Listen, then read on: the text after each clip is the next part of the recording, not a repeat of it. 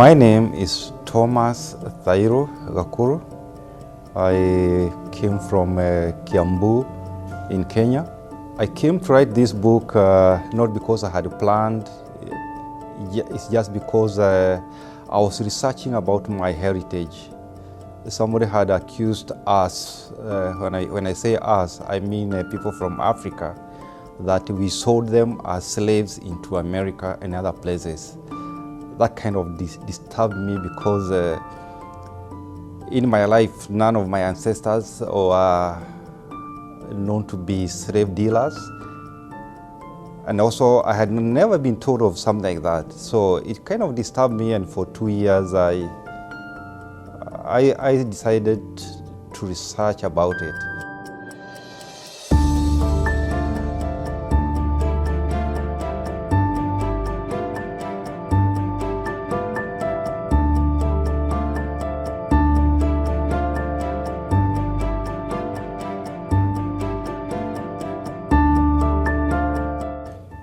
When I did research, going backwards from what I know about our people, I couldn't go very far because we were told that we came from Mukoroine Wanyagadanga, somewhere in Muranga. And there was nothing else after that. No matter how much I tried, I could not get it. But you remember that most of the writing was done by the white man or the colonialists. The Bantu people is quite a big family, like the Kikuyus, we have the Luyas, we have the Kambas, we have the people from Tanzania, like the Chagas. We have even the people from the coasts who are called the Mijikenda. They are all what you call the Bantu family. We have them in other parts of Africa, like in West Africa, we have the Igbos, we have them all the way to South Africa, the Lembas, and many, many more. And since it was such a big family, it behoved us to try to see how did we end up being all over the continent. And how did we end up selling our brothers? Because it means if we sold the guys that we went to slavery in the Americas and other places, then they must be our people. That's when I started and decided, okay, if I cannot go much further with that, let me go and look at the Bible. The Bible has all the answers as far as we are concerned. Or as far as I'm concerned, the Bible is all about the human beings. So when I went into the Bible, I remember that after Noah's flood, which of course was not Noah's flood, he survived it with his 3 sons and their wives and Noah's wife. That's 8 people. So it shouldn't be hard to trace our ancestry from Noah all the way to being a Kikuyu or being a Bantu. Each and every one of us not to just read through it, but to study, interrogate, and have a relationship with this book. And anything about identity, because a man has not started living until the day you discover who you really are. So being a black man from Africa, it was obvious we were Africans. So it was easy because Africans had 3 families. We had the Egyptians, we had the Ethiopians, we had the Libyans, and the Canaanites. I mean, you were all of them were. But much as I looked, I could not connect as the Bantu people with one of those 4 families. So I still had to go back to Noah and try to follow each and every son of Noah. And all the sons of Noah, you could figure out where they went, except the children of Israel. They kind of disappeared, and of course the Canaanites who instead of settling in Africa, they settled in Mesopotamia. So I decided, well, why not? Let me check the children of Israel, because they disappeared. And the history I know about them and what is in the Bible from around 700 something, maybe 772, all the way to 70 AD, they were being enslaved all over the places, uprooted from their homeland in Israel, and most of them ended up all over the world. But it was interesting to note that when the Israelites were disappearing from their homeland, most of the time they would end up in Egypt. And that was a question I had to answer myself, because if you are hiding or you are running away and you are a white man, you don't go and hide in a black neighborhood, and that is what they were doing. Until I also realized that all along the Bible has been telling us that the Israelites were not white people. The Israelites were actually black people.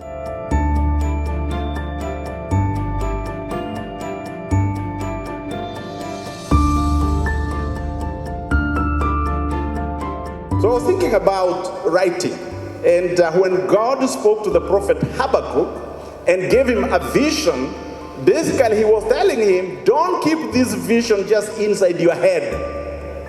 Write it down with a pen and write it on the tablet. Now, have you ever thought, if the people who received the vision and the prophetic messages from God never wrote them down, have you ever thought that today we would not have the Bible? They disappeared into Egypt, and that was it, until almost 2,000 years later. They appeared in 1947 as Jewish people coming from Europe, and bell rang. These guys disappeared into Africa. 2,000 years later, they appear out of Europe. I don't know what magic would have happened for it to happen that way, but we had now another thing to research. Who are those in Israel? Because if they are the children of Israel, we need to know how they came from Africa and all over the world and ended up in Europe, in two places, in Eastern Europe and around Spain. That's why we have the Ashkenaz Jews and we have the Sephardic Jews. So those two scenarios required a lot of thinking about and finding out how does it all figure out. And by the grace of God, because I don't think that this was a human effort or anything, I believe it is the Spirit of God, and I was able to try and connect the two. That after the children of Israel disappeared into Africa, mostly, they are the people who became the Bantus.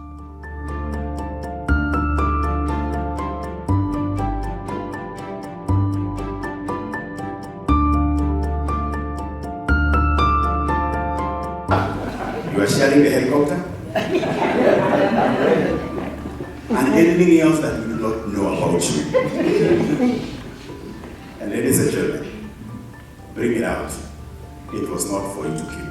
Amen. It was for you to share. Amen. What I have as GG, let me not hide it. And that's why we have constipated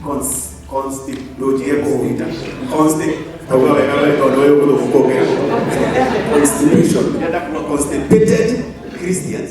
They went and hid in Africa, and they changed their names. They called themselves other things. But if you look, you'll find that all of them, no matter what they call themselves, they have a lot of things which are in common. The way they bring up their children, the way they do their marriage, the way they worship God. All these things, you see, they have something in common. Unlike others who would want to call them themselves the Jews or the Israelites. The other interesting thing is, if you look at the Bantu, or even when you check in your history or geography, the Bantu people are not described as a people who came from somewhere else. They are described as a people on the move. It's called the Bantu expansion in Africa. You ask yourself, Africa, around that time, there were not so many people. Why were they footloose? Why were they all the time they are on the move? They land in Central Africa. The next time you hear them, they are in Tanzania, they are in Kenya, they are in the coast, they are in Central Africa, in Central Kenya, they are in South Africa. There were not very many people to warrant all that kind of movement, unless they were hiding or they were running away from something. And to me, they were running away from a very, very powerful enemy, an enemy that was determined to finish them from the face of the earth.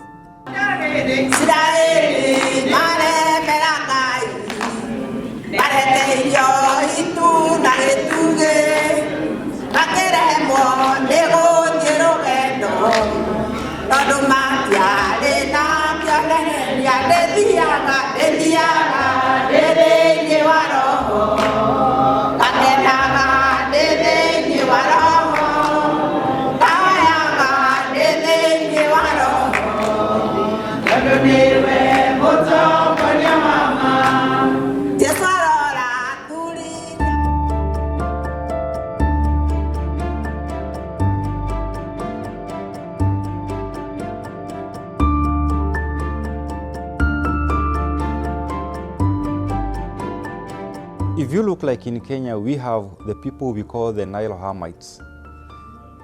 Simply it tells that these are people who came to Kenya or down the Nile. That's why they are called Nile Hamites. So they are the true people who are the Africans, or let me not say Africans, I will say they are the Hamites, the children of Ham. But what about the Bantu? The Bantu were not Hamites. So anyway you look at it, they must have come from somewhere else. And that is why I contend that the Bantus were originally the Israelites, and the Israelites or the Bantus were sold into slavery by the Africans, who I have qualified now, and the Arabs. The Africans and the Arabs knew that these people were not indigenous. So they accommodated them, they tolerated them, but they still knew these were not their kin. So when the white men dangled some money in front of them, they quickly grabbed these people. And since they were always moving, they were not in one locale, it means they were usually not in a very big kind of population density. So it was easy to grab them. And that is how our people who are Bantus, they were grabbed by the Africans and the Arabs. They were sold to the Europeans, into the Americas, most of them into South America and North America. And they were told, you are Africans. They were not told they are Israelites.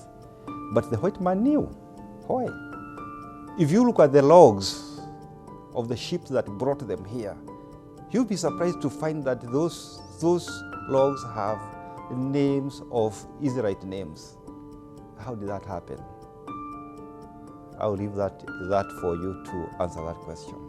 This book, so that it may transform, liberate, and set people free.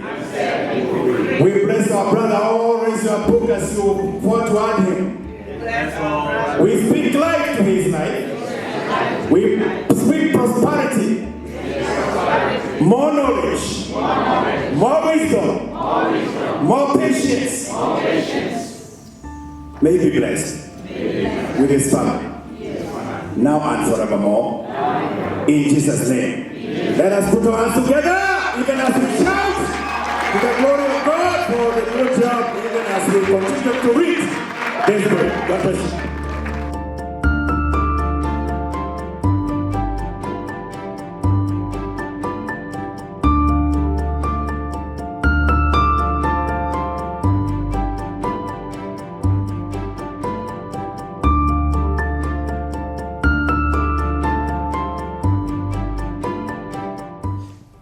One thing, I didn't start this book by intending to write it, but when I had written the book, my family convinced me all this knowledge I had gathered.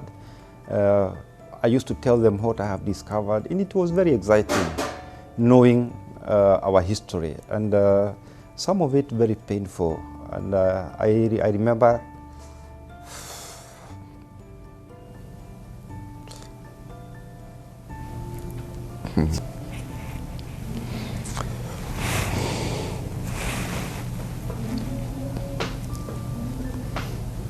when you do this thing, you get a privy to a lot of information which is not good for anybody, nobody, and it's very painful, especially when you realize that those are your people that it happened to.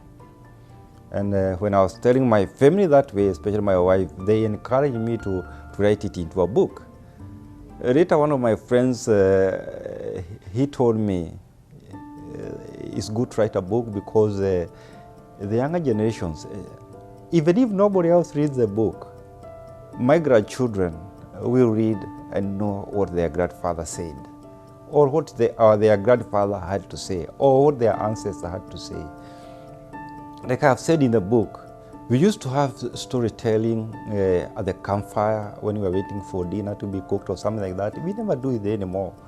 You find everybody nowadays, they dash into their room with their laptop or with their phone or their books. We have very little time to tell stories that we used to tell. And that is, as a people, we are not very good at reading. Mostly, the information that we give to our younger generation comes from storytelling, which is lacking now.